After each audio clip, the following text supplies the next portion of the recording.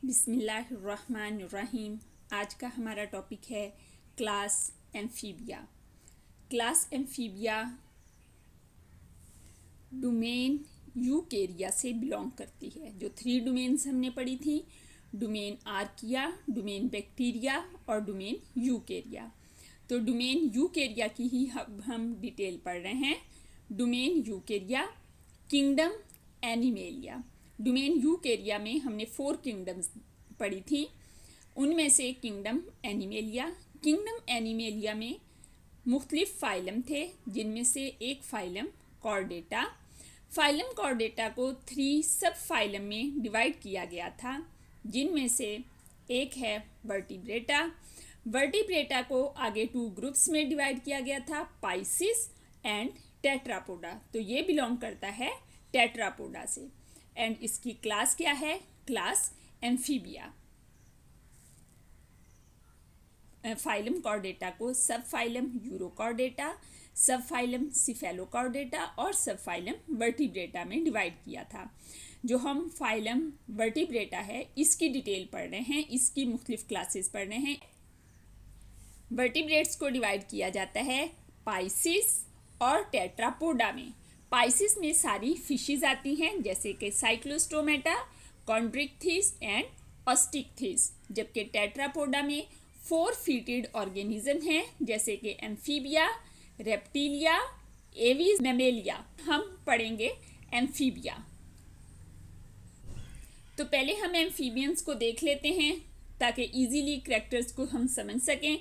तो आप देखें कि फ्रॉग और टोड, जिन्हें आप कॉमनली देखते रहते हैं, ये दोनों एम्फीबियन हैं। इसके अलावा ये न्यूट्स हैं, ये सैलेमेंडर है और ये सिसिलियन है। Caecilian is not snake.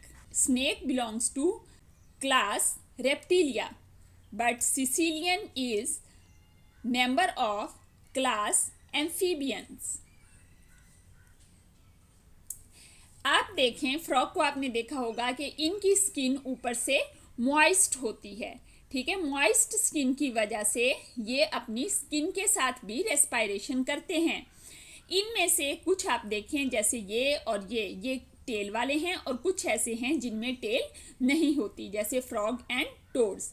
और कुछ ऐसे हैं कि जिनमें इवन लेग्स भी नहीं होती। सिसिलियन इसकी एग्जाम्पल है, जिनमें लेग्स भी प्रेजेंट नहीं होती।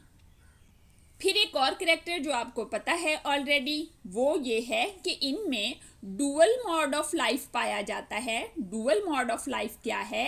ये अपनी लाइफ का एक हिस्सा वाटर में और एक हिस्सा लैंड पे गुजारते हैं। जैसे फ्रॉग्स हैं, ये वाटर में भी जाते हैं, रिप्रोडक्शन इनकी वाटर में होती है, बाद में ये लैंड पर भी रहते हैं। तो इस तरह से डुअल मोड ऑफ लाइफ होने की वजह से ही इनका नाम एम्फीबियंस है। एम्फी का मतलब होता है डुअल, ठीक है। तो इनमें डुअल मोड ऑफ लाइफ की वजह से इनको एम्फीबियंस कहा जाता है। अभी ये रिप्रोडक्शन के लिए वाटर पे डिपेंडेंट है, लेकिन बाकी लाइफ ये लैंड पे भी गुजार सकते हैं। तो ये एवोल्यूशन की तरफ एक स्टेप है। It is the first class of tetrapods. इससे पहले जो हमने पढ़े हैं वो पाइसिस हैं। तो ये टेट्रापोड जब स्टार्ट हुए हैं, तो सबसे पहले हम एम्फीबियंस को पढ़ रहे हैं। इसका मतलब ही ये है कि ये फर्स्ट क्लास है टेट्रापोड्स की। इनके अंदर बोनी एंडोस्केलेटन पाया जाता है। जैसे फ्रॉग का देखें, आपको पता चल रहा होता है कि इसमें बोनी एंडोस्केलेटन है। बोनी हार्ड है और एंडो बॉडी के अंदर मौजूद होने की वजह से। Unlike fishes, amphibians have a neck. Fishes में नेक नहीं होती, उसके बरक्स जो एम्फीबियंस हैं, इनमें नेक प्रेजेंट होती है। The first vertebra moves against the back of skull and allows the skull to node vertically. Vertebra क्या होते हैं? बैकबोन में इस तरह से, ये जो बैकबोन है, इसमें गोल गोल वर्टिब्रा होते हैं। हमारी बैकबोन में भी ये वर्टिब्रा मौजूद होते हैं। आप हाथ लगा के इनको महसूस कर सकते हैं। बैकबोन इन वर्टिब्रा से मिलकर बनी होती है। तो इसमें से वो वर्टिब्रा जो नेक रीजन में होता है, उसको हम सर्विकल वर्टिब्रा कहते हैं। तो सर्विकल वर्टिब्रा इनमें मूव कर सकता है against the back of skull. Neck के आगे स्कल मौजूद होती है ना, स्कल और ये फिर सर्विकल वर्टिब्रा, ठीक है, ये स्कल और ये cervical vertebra. Cervical vertebra skull के अगेंस्ट यानी कि स्कल के साथ मूव कर सकती है and allow the skull to nod vertically. Vertically का क्या मतलब है, ऊपर नीचे की तरफ, ठीक है। ये इसकी वजह से सर्विकल वर्टिब्रा की वजह से अपने हेड को ऊपर नीचे, अपने स्कल को ऊपर नीचे मूव कर सकते हैं। नोडिंग का मतलब होता है हाँ के तरह से सर को हिलाना, जैसे हम हाँ करते वक्त ऊपर नीचे करते हैं ना, उस पोजीशन में ये अपने सर को मूव कर सकते हैं। और ये किस वजह से पॉसिबल हुआ है, सर्विकल वर्टिब्रा, नेक का जो फर्स्ट वर्टिब्रा है वो रोटेट हो सकता है स्कल के अगेंस्ट, इस वजह से ये अपने हेड की नोडिंग कर सकते हैं। Their skin is smooth, smooth का क्या मतलब है कि इसके ऊपर स्केल्स मौजूद नहीं हैं। एंड मॉइस्ट, मॉइस्ट का मतलब है कि गीली होती है, इनकी स्किन स्मूथ एंड मॉइस्ट होती है। मॉइस्ट होने की वजह से ही ये गैस एक्सचेंज कर सकते हैं। ऐसी सरफेस जिसने गैस एक्सचेंज करनी है उसको मॉइस्ट होना ज़रूरी होता है। तो ये स्किन मॉइस्ट होती है इनकी, इसी वजह से ये गैस एक्सचेंज कर सकते हैं। मॉइस्ट होने की वजह से ही ये अपनी स्किन से टेम्परेचर रेगुलेशन भी करते हैं। And absorb and storage of water, और स्किन की ही मदद से ये वाटर को एब्जॉर्ब करते हैं और वाटर को स्टोर भी करते हैं। Their heart is double circuit. अच्छा, अब हम जो फिशेस में पढ़ के आए हैं उसमें हमने कहा था कि सिंगल सर्कट था। फिशेस में ऐसा होता था कि उनका सिंगल सर्कट हार्ट था। वहाँ पर ब्लड जब हार्ट में आता है तो हार्ट से आगे चला जाता है गिल्स में, और गिल्स उसको क्लीन करके बॉडी की तरफ भेज देते थे। तो इसे हमने कहा था single circuit heart. Single circuit heart पाया जाता है फिशेस में, जबकि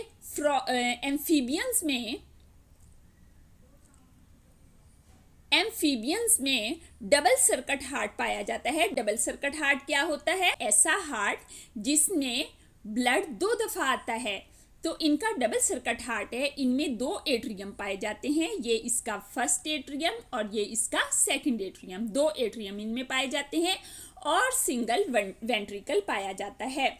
ब्लड पूरी बॉडी से एक एट्रियम में आता है। पूरी बॉडी से जो ब्लड आता है वो डीऑक्सीजनेटेड ब्लड होता है, यानी कि उसमें से ऑक्सीजन निकल चुकी है और उस ब्लड में कार्बन डाइऑक्साइड होती है। यहाँ से ये ब्लड वेंट्रिकल में चला जाता है।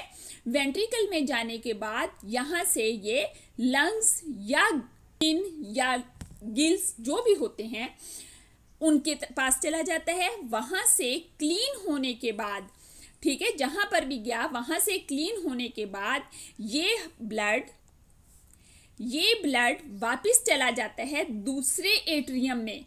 अब ब्लड दोबारा आया है, एक दफ़ा तो आया था डीऑक्सीजनेटेड, अब ऑक्सीजनेट होके ऑक्सीजन वाला होके दोबारा आया है, लेकिन दूसरी साइड वाले एट्रियम के पास। यहाँ से ये ब्लड चला जाएगा वेंट्रिकल में और फिर हार्ट ही इस ऑक्सीजनेटेड ब्लड को पूरी बॉडी की तरफ डिस्ट्रीब्यूट करेगा।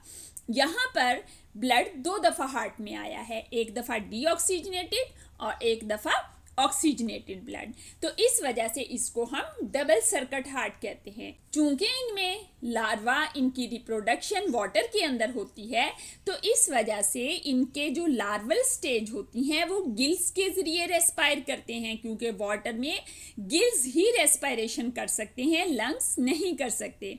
लेकिन जब ये अडल्ट हो जाते हैं तो उस वक़्त ये लंग्स और स्किन से रेस्पायरेशन करते हैं। इनकी स्किन रिचली सप्लाइड होती है विद ब्लड कैपिलरीज और मॉइस्ट भी होती है, इस वजह से ये अपनी स्किन से भी रेस्पायरेशन कर सकते हैं।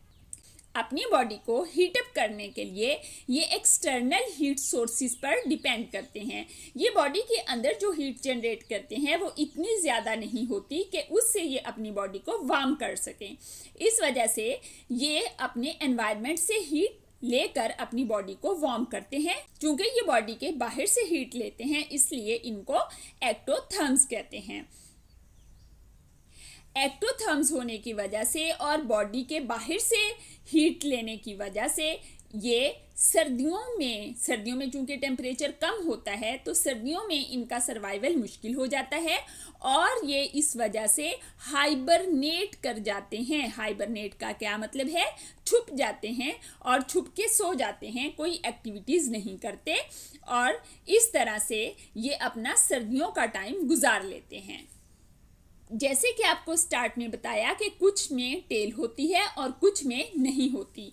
तो salamander, nudes and mud puppies में टेल होती है, जबकि फ्रॉग्स में एंड टोड्स में टेल प्रेजेंट नहीं होती। ये टेललेस एम्फीबियंस होते हैं। जबकि सिसिलियंस लेगलेस एम्फीबियंस हैं, उनमें लेग्स भी नहीं होती। एम्फीबियंस आर यूनिसेक्सुअल, यानी कि इसमें मेल अलग होता है और इसमें फीमेल अलग होती है। एक में ही दोनों सेक्स ऑर्गन्स नहीं पाए जाते। फर्टिलाइजेशन इज यूजुअली एक्सटर्नल, क्योंकि यहाँ पर इनके रिप्रोडक्टिव सेल्स की ड्राई होने के चांसेस नहीं होते। उम्मीद है आपको समझ आ गई होगी। जिस पॉइंट की समझ ना आई हो, लेक्चर को दोबारा से सुने। आई होप आपको इजीली समझ आ जाएगी।